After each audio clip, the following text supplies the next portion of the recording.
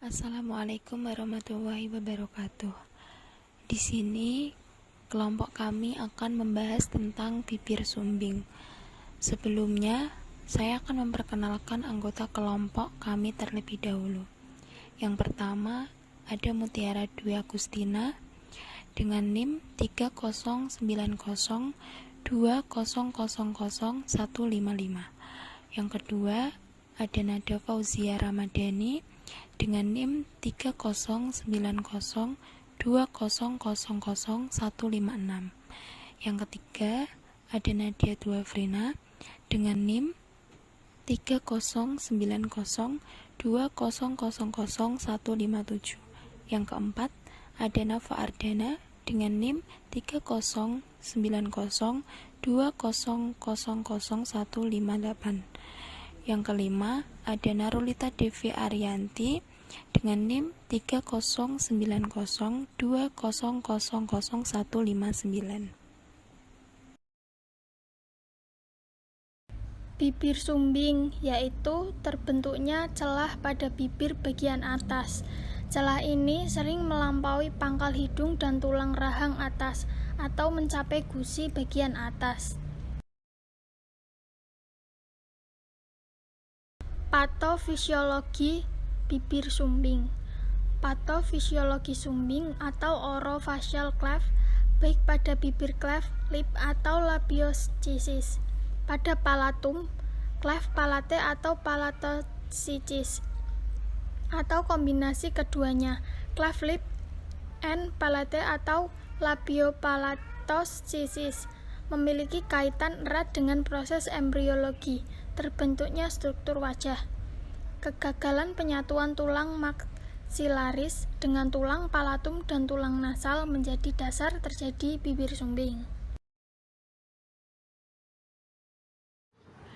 Etiologi. Beberapa faktor penyebab bibir sumbing terbagi menjadi faktor herediter dan faktor eksternal. 1. Faktor herediter. A. Mutasi gen. B. Kelainan kromosom. 75% dari faktor keturunan resesif dan 25% bersifat dominan. 2. Faktor eksternal. A. Faktor usia. B. Obat-obatan. C. Nutrisi, terutama pada ibu yang kekurangan folat. D. Penyakit infeksi sifilis, virus rubella, dan agen teratogenik seperti steroid dan antikonvulsan. E. Radiasi. F. Stres emosional. G. Trauma atau trimester pertama.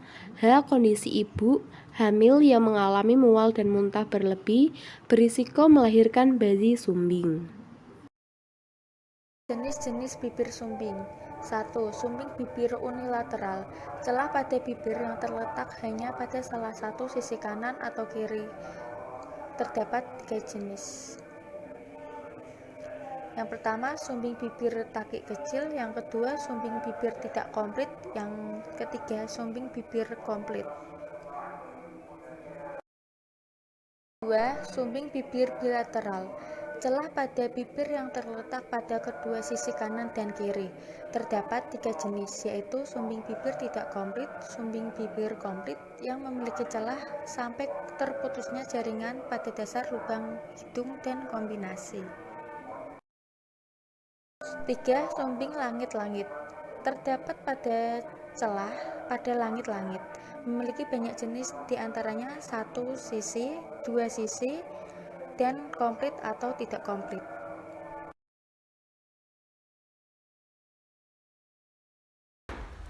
Sebab akibat bibir sumbing pada bayi.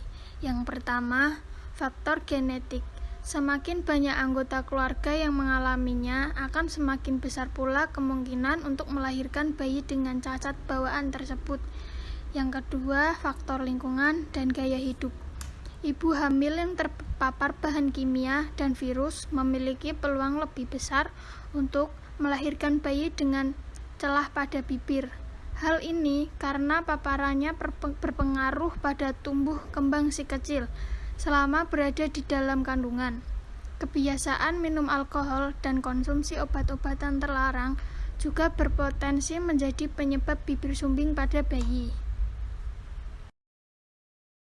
Pencegahan bibir sumbing pada bayi sejak masa kehamilan. 1. Mengonsumsi makanan bergizi. 2. Berhenti merokok. 3. Hindari paparan asap rokok. 4. Berhenti mengonsumsi minuman beralkohol. 5. Mengontrol kadar gula darah. 6. Mengontrol berat badan. 7. Hindari obat-obatan tertentu.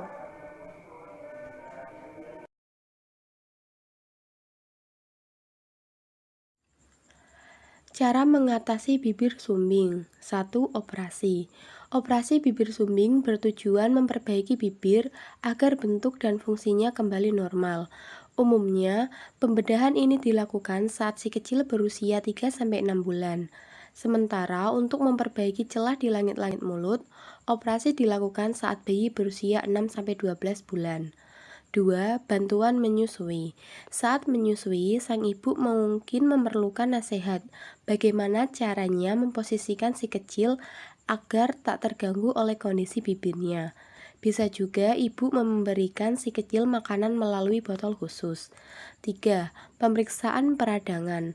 Bayi dengan bibir sumbing hingga ke langit-langit lebih berisiko untuk menderita otitis media efusi atau OME. Maka pemeriksaan pendengaran penting untuk mendeteksinya. Jika pendengaran penderita mengalami gangguan, disarankan pemakaian alat bantu dengar, sedangkan cairan dalam telinga dapat dikeluarkan dengan memakai tabung khusus.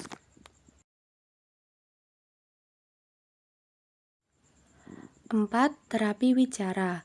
Terapi wicara digunakan supaya si kecil bisa tetap berkomunikasi dengan baik. Terapis akan memantau kemampuan anak. Pemantauan juga perlu guna mendeteksi ada tidaknya gangguan terkait kemampuan bicara dan bahasa anak. 5. Pemeriksaan gigi. Anak dengan bibir sumbing sebaiknya diberikan perawatan gigi secara khusus. Jika pertumbuhan gigi tidak normal, pemasangan kawat gigi saat pasien dewasa mungkin diperlukan.